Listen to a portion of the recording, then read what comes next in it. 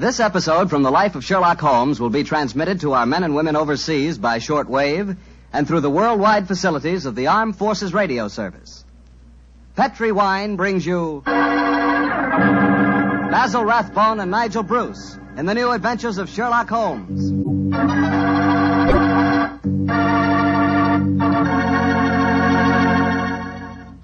The Petri family, the family that took time to bring you good wine, invite you to listen to Dr. Watson tell us another exciting adventure he shared with his old friend, that master detective, Sherlock Holmes. So let's settle back comfortably and listen. And while you're getting settled, I'd like to know who likes seafood. And by seafood, I mean everything from broiled lobster to fried halibut. Because if you like seafood, any seafood, you'll love it together with Petri California Sauterne. Fish and Petri Sauterne were made for each other. No kidding. Boy, I'll never in my life forget a broiled brook trout on the plate in front of me and a glass of well-chilled Petri Sauterne right next to it. That fish and that Sauterne. Petri Sauterne has a pale golden color that's really good to look at. And as for taste, well, that Petri flavor is really something. Take my word for it and try it, won't you? Oh, and I'll tell you something else. Try that Petri Sauterne with chicken sometime. Look, I'd better stop before I get hungry all over again, but just remember this.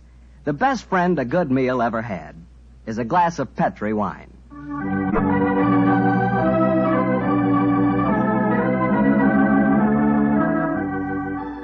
And now let's keep our appointment with the good Dr. Watson. Good evening, Doctor. Good evening, Mr. Bartell. Come over here and join me by the fire. I didn't think it was cold enough for a fire tonight, Doctor. Oh, I suppose it isn't really, but there was one late, so I just couldn't resist putting a match to it. Fire's a good accompaniment to storytelling anyway. Yes, my boy, a fire and a glass of port. Care to join me in one? Thanks, Doctor.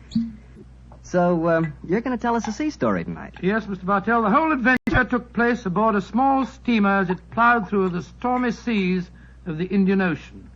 Here's your glass, my boy. Thanks. And what were you and the great Sherlock Holmes doing on the Indian Ocean, may I ask? We're on our way to Calcutta to solve the case of the vanishing elephant of Parbhuti-Pur. Oh, yes, the story you told us a few weeks ago. That's quite right, my boy.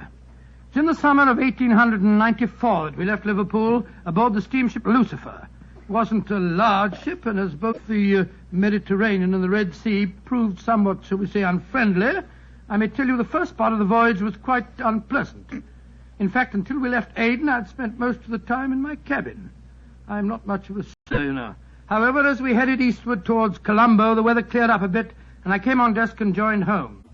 I remember on the second night out of Aden, we paced the decks together. The stars above us twinkled, the promise of a bright tomorrow, and the faint tinkle of a piano being played in the passenger lounge formed a perfect setting for an evening stroll.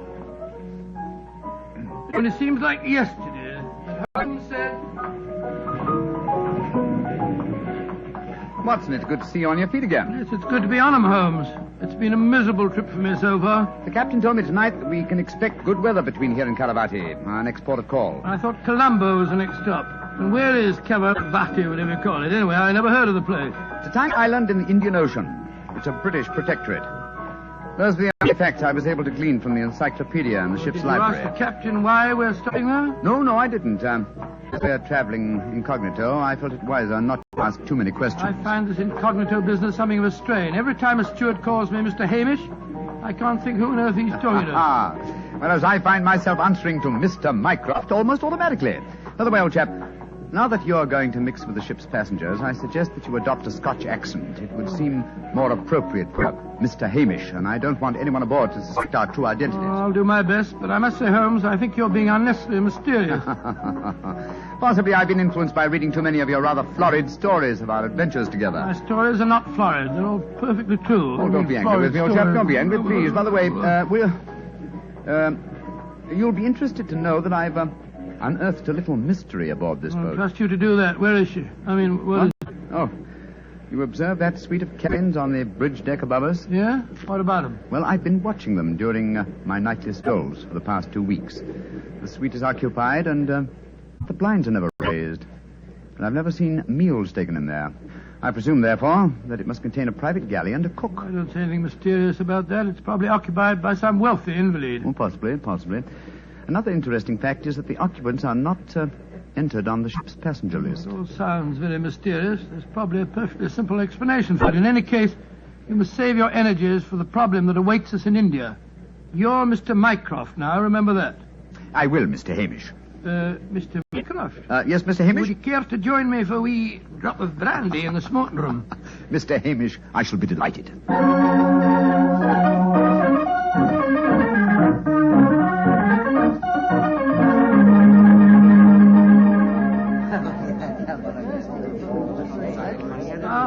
This is excellent brandy. Excellent. Watson, you notice that rather garrulous gentleman over there in the corner?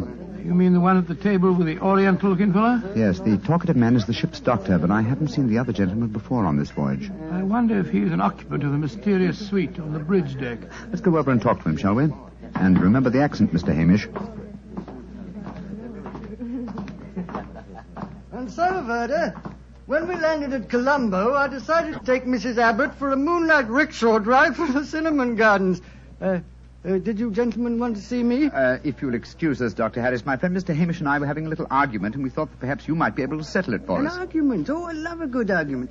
Sit down, gentlemen. This is Mr. Verda. How do you do, gentlemen? Good evening, sir. My name is Hamish, and this is my friend, Mr. Mycroft. I'm so happy to meet you, gentlemen. Now, how do you know, Mr. Now, gentlemen, tell me what you're arguing about. Well, I love Doctor, a good argument. You see, it wasn't exactly an argument. My friend Mr. Hamish insists that the Suez Canal was built by a Dutchman in 1870. I'm convinced that it was built by Lesseps, a Frenchman, in 1869. We thought you'd know. You flatter me. I'm only a ship's doctor, not an historian. Ask Verdi. He probably knows. Can you settle the question for us, sir? I can, my Mr. Mycroft. You are almost correct. The canal was opened in 1869, though its construction began 10 years previously. De Lesseps, a French engineer, was in charge of the operation. There is a statue of him in Port Said Harbor, built to commemorate his skill and enterprise. Much obliged to you, Mr. Vera. Hamish, I think that I win my bet. Aye, Mycroft, I'm afraid you do, if you're sure of your facts, Mr. Werner. I'm sufficiently sure of them, Mr. Hamish, to venture a small wager myself. No. I think I'll not make any more bets on the subject, thank you. Well, gentlemen, if you will excuse me, I shall return to my cabin now. Oh, don't go. No, don't go, sir. You'll make us feel as if we'd driven you away. Oh, not at all, Mr. Hamish. I enjoyed meeting you both, but I have some letters to write. Good evening, gentlemen. He's a charming person. Charming and extremely knowledgeable. Bit of a bore, if you ask me. You two fellas enjoyed your trip? I'm just beginning to. It takes a little time to get my sea legs, you know. Dr. Harris, how long have you been on this ship? 4 years. This is the third trip east on the Lucifer. Why? Well, there's something that puzzles me on board this ship.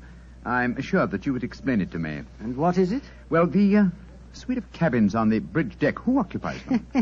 Wouldn't you like to know? Aye, Doctor, we would, and that's why my friend asked you. Well, I'll tell you. Though it's supposed to be a secret. But there'll be no harm in telling you now, for we're dropping anchor off the island of Cavarati in the morning.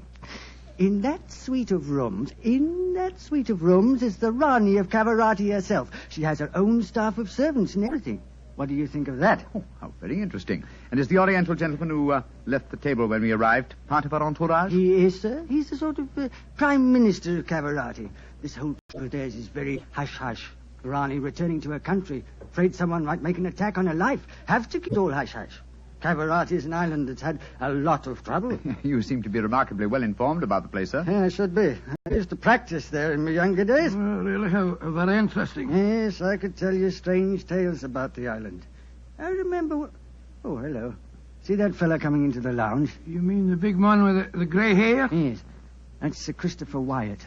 Owns all the tea plantations on Cavarati. He's a dull fella, but I'll call him over. Wyatt, come over and join us. Be careful. He'll talk your head off if you give him half a chance. Draw up a chair, Wyatt. We were just talking about Cavarati. It seems to me that would be a good subject to keep away from. At least till after tomorrow, Harris. What do you mean? You know perfectly well what I mean. I should have thought that after your own experience on Cavarati, you'd have learned a little discretion. You're talking like a schoolmaster, Wyatt. Why don't you just sit down, have a drink, and be friendly? Thank you. I prefer my own company. Pompous ass. You and Sir Christopher don't seem on the best of terms, Doctor. I know too much about him. He's afraid of me. That's what he is. Look at this girl coming into the room. Great Scott, she's good looking. Judging by our oriental costume, she must be a member of the Rani's retinue. She's coming to our table. Yes, my dear. What is it? Which of you gentlemen is Mr. Mycroft, please? I am. My mistress sends her compliments and asks that you will call on her in her suite. And who is your mistress, may I ask? Her Highness, the Rani of Cavarati. Oh, I shall be delighted. Please tell the Rani that I shall pay my respects without delay. We will join her in a few minutes. Very well, Mr. Mycroft.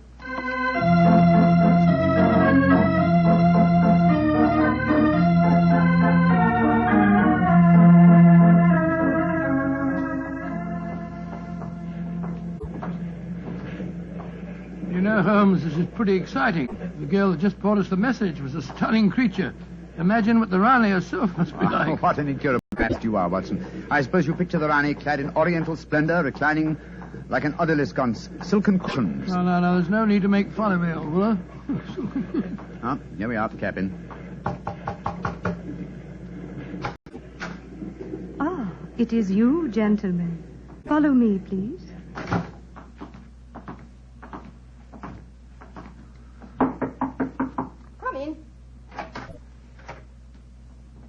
Her Highness, the Rani of Cavarati. All right, Regina, you can off it.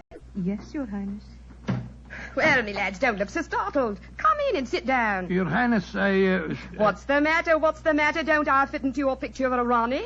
What did you expect? A slant-eyed beauty with a veil and big hips? Well, I've got the big hips, all right. Your Highness. Never mind, Your Highness. Sit yourselves down and talk free and easy like. I may as well begin by telling you that I know who you both are. Mr. Sherlock Holmes and Dr. Watson. Dear me. Oh, I've seen you in the good old days in London, you know. May I ask if our visit is purely a social one, or are you in need of professional advice? Oh, a little of both, Mr. Holmes, a little of both. And we'll start off with being social. Ruma. Mem Sahib. Champagne. Botache, Mem Sahib. If you'll pardon my asking you, madam, but I've never seen you before, somewhere. Oh, that's a question I always haven't answered. Yes, you probably have, Dr. Watson. You see, I was in the chorus at Daly's Theatre in London for quite a few years, until the Raja of Cavarati decided I'd look better on his island than I did in front of the footlights. Your husband, the Raja, is dead, isn't he? Yes, he was killed playing polo. Champagne, Mem Sahib. Colo. Champagne Pinistecta. Acha. He doesn't speak English, so I'll get along with telling you my troubles. Mr. Holmes, somebody's trying to kill me. Kill you? Good God. May I ask what reason you have for saying that, madam? You may, Mr. Holmes. Before I left England, I had threatening letters warning me that if I ever went back to Cavarati, I'd never get to the island alive. I got another letter in Port Said that said the same thing. You kept these letters, I trust? No, I didn't. I tore them up. I never did pay attention to letters that weren't signed. Well, that's a great pity, madam. Those letters might have been invaluable. Well, it's too late to think about that now, Dr. Watson. Here's what's on my mind. I land at Cavarati in the morning, and if anyone's up to a bit of no good, tonight's their last chance. You destroyed the threatening letters, madam, thereby indicating that you did not believe in the threats, and yet you now appear to feel that you are in danger. I wonder what made you change your mind. The Ace of Spades. Yes? I don't understand you, madam. In the last 2 days, every time I tell my fortune, I get the Ace of Spades. Now, you know what that means. Death. Oh, come now, madam. If you'll pardon my saying so, that's a very childish superstition. Well, the cards have never lied to me yet. Oh, you can laugh at it if you like, but I know. Well, do you mind if I ask you a few questions? Anything you like, Mr. Holmes, fire away. How long is it since you were in Cavarati? About 18 months. We were in England when my husband died, and I couldn't face the idea of going to that island alone. In 3 months ago, Verda... Oh, he's the chief minister of Cavarati. Yes, madam. We met him for a moment in the lounge. Yeah, Long ago. Verda came over to England to persuade me it was my duty as the Rani to go back. I see. As far as you know, have you any enemies among the passengers on board the ship? Oh, that's an odd one to answer, Mr. Holmes. But I can tell you right here in my suite there's someone who doesn't like me. That girl Raduna, the one that brought you my message. She was in love with the Raja herself. I know she hates me, even though she did stay in England after my husband died. How about Ferda, your minister? Oh, he's all right. My husband thought the world of him, and he's been wonderful to me. He came from Cavarati recently, you say, to persuade you to return there. That's right, Mr. Holmes. Well, Bruma seems to be all right after drinking that champagne, so it'll be safe for us to have some now. Champagne omlogo? Botache, Mem Sahib. Oh, I've been burning with curiosity to know why you gave him a glass of champagne a few minutes ago, and yet we didn't have any. Well, surely that's obvious, Watson. Fruma is the official poison taster, isn't he, madam? That's right, Mr. Holmes. He tastes everything I eat or drink before I do. If it doesn't affect him, then I know it's safe. Berta brought him over to England when he came to fetch me. On the island of Cavarati, poisoning's quite an hobby, you know. There were 2 people in the smoking room tonight who seemed to know quite a lot about your island. The ship's doctor, a rather garrulous gentleman by the name of Harris, and Sir Christopher Wyatt, who owns tea plantations on the island. Do you know either of them, madam? I should say I do, both of them. Dr. Harris isn't any good. He was on the island for a bit, but got into some kind of trouble, and my husband had him thrown out. And how about Sir Christopher Wyatt? Oh, Chris is all right. I saw quite a bit of him in London after my husband's death. As a matter of fact, well, if I weren't going back to Cavarati, I don't think he'd be on the boat at all. He hasn't been there for over 5 years, ever since he had a row with my husband over the wages he paid the native labor. It seemed to me that several people aboard this boat have a personal interest in the island of Cavarati. Interests that might be influenced by your death. Yes, just what I was going to say, madam. I think we should keep an eye on you. Oh, that's just what I was hoping you'd say, Doctor. You see, I'm giving a bit of a supper party tonight. All the people we've been talking about have been invited. And I thought if you two were to be here, perhaps you'd be on the lookout for any funny business. How about it? Well, of course we'll come, won't we, Holmes? I think it might be a good idea, though I would suggest that we retain our incognitos as Mr. Hamish and Mr. Mycroft. Whatever you say, Mr. Holmes. And now, let's have that champagne.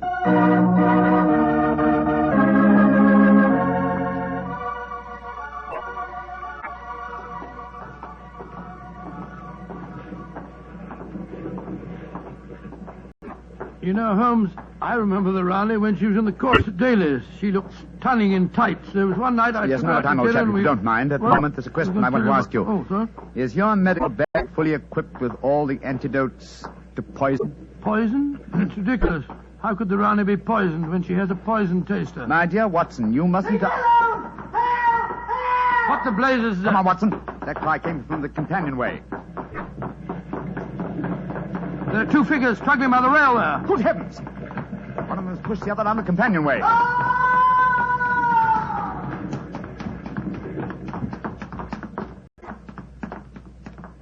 Good Lord. His skull smashed in. I'm afraid that he... What's happened? Sir Christopher Wyatt.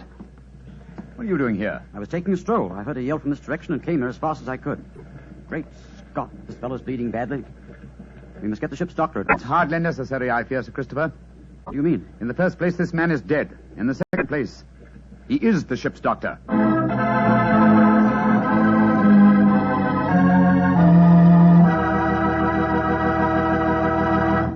We'll hear the rest of Dr. Watson's story in just a second, so I'm just going to ask you to do one thing for me. Well, I should say for yourself.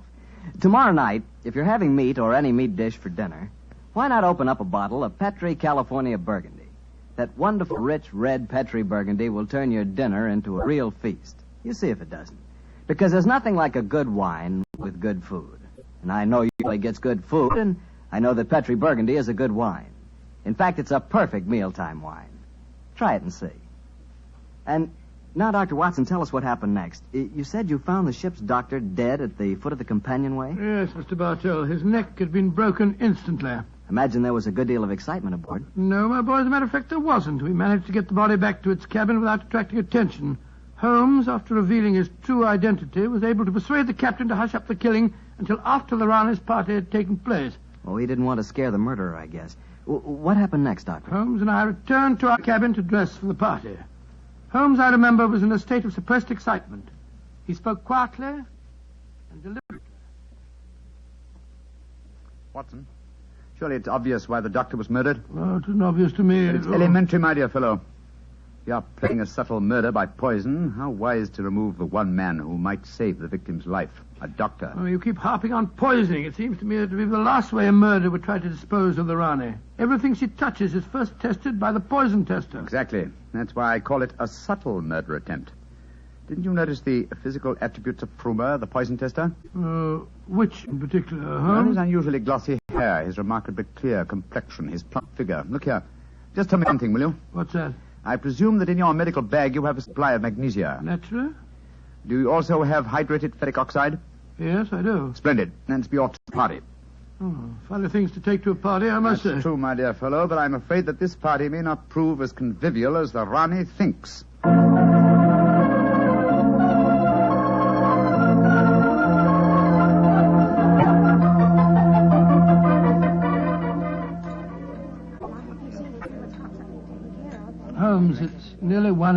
morning. Everything seems to be going splendidly. It seems to be, Watson, but keep your eyes on the Rani. Yes, I have been. The poison testers tested everything that passed her lips.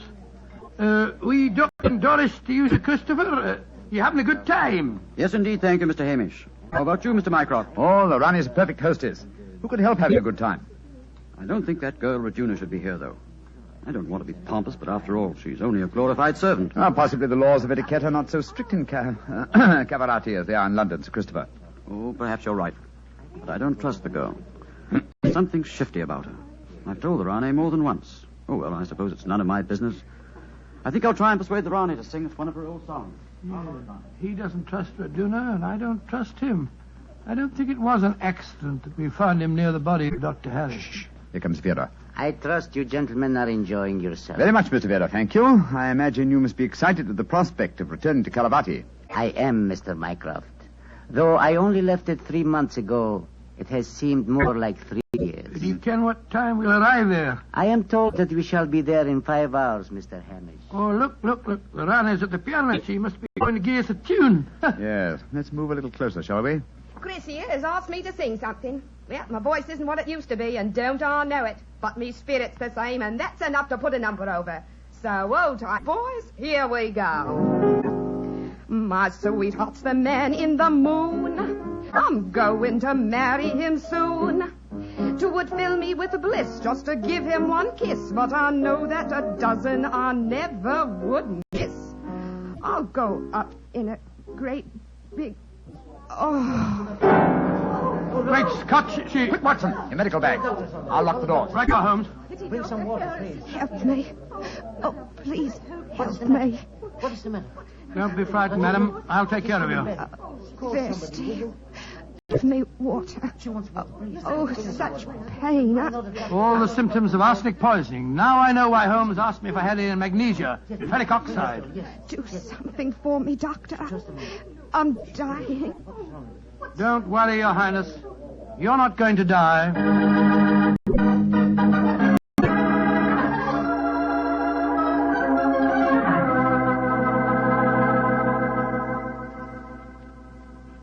She's going to live, Holmes. Ah, gracious me, I'm tired.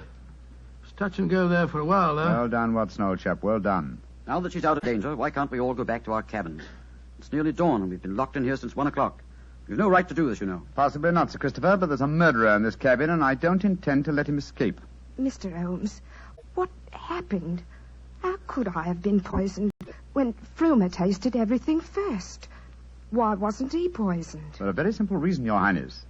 The murderer has been conditioning Frumer for over a year. What do you mean? He's been feeding him gradually increasing doses of arsenic until he has finally become immune to the poison. Great Scott, I never thought of that. Frumer's glossy hair, his complexion, and stout figure are all typical of a person who consumes arsenic regularly. But who could have done it? Only one person had the opportunity.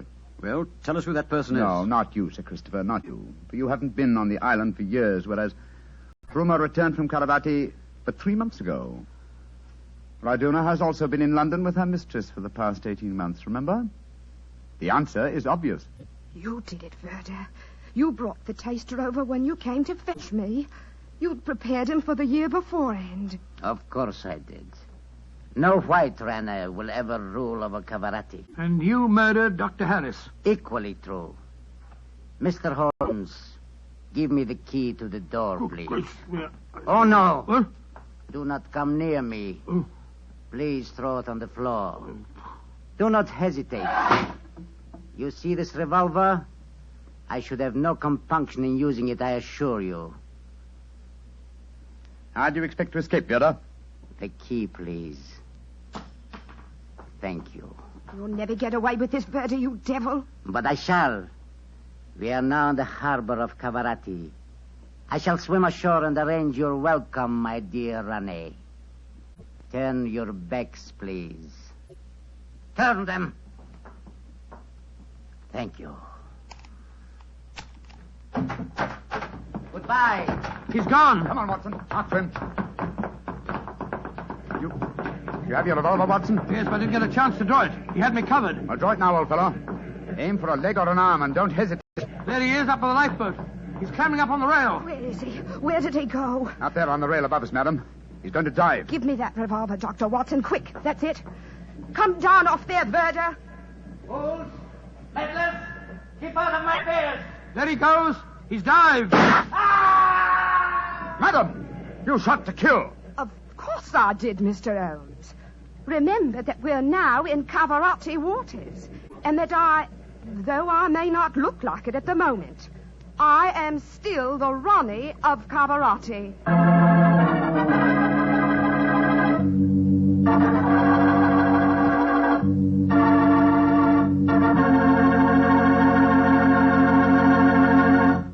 Say, that was a swell story, Doctor. It had a lot of color and quite a bit of action. Color and a bit of action. Well, I'm glad you liked it, my boy. Oh, I did. Say, that's not a bad idea. I mean, having someone taste everything before you eat it. Oh, it's a very old idea. Very old. Very common, too, years ago. You know the kind of job I'd like? No? What's that? I'd like to be the official taster for the Petrie family. Boy, just think of all the Petrie wine I'd get to taste. Petrie to the right of me, Petrie to the left of me. What a life. What wine? Yeah, I wouldn't mind having that job myself. You said it.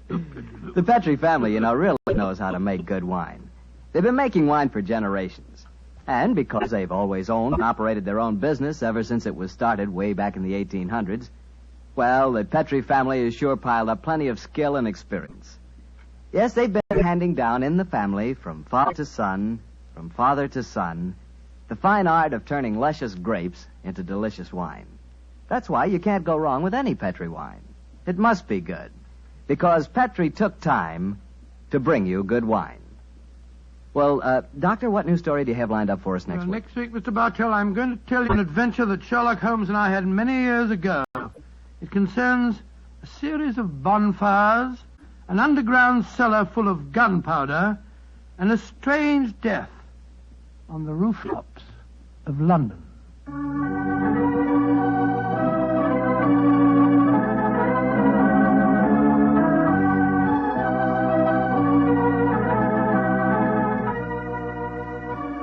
Tonight's Sherlock Holmes adventure is written by Dennis Green and Anthony Boucher and was suggested as an incident in the Sir Arthur Conan Doyle story, The Adventure of the Mazarin Stone. Mr. Rathbone appears through the courtesy of Metro-Goldwyn-Mayer, and Mr. Bruce through the courtesy of Universal Pictures, where they are now starring in the Sherlock Holmes series.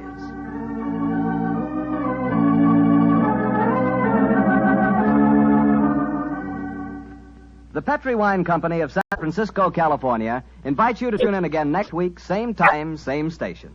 This is Harry Bartell saying goodnight for the Petrie family. Sherlock Holmes comes to you from our Hollywood studio. This is the Mutual Broadcasting System.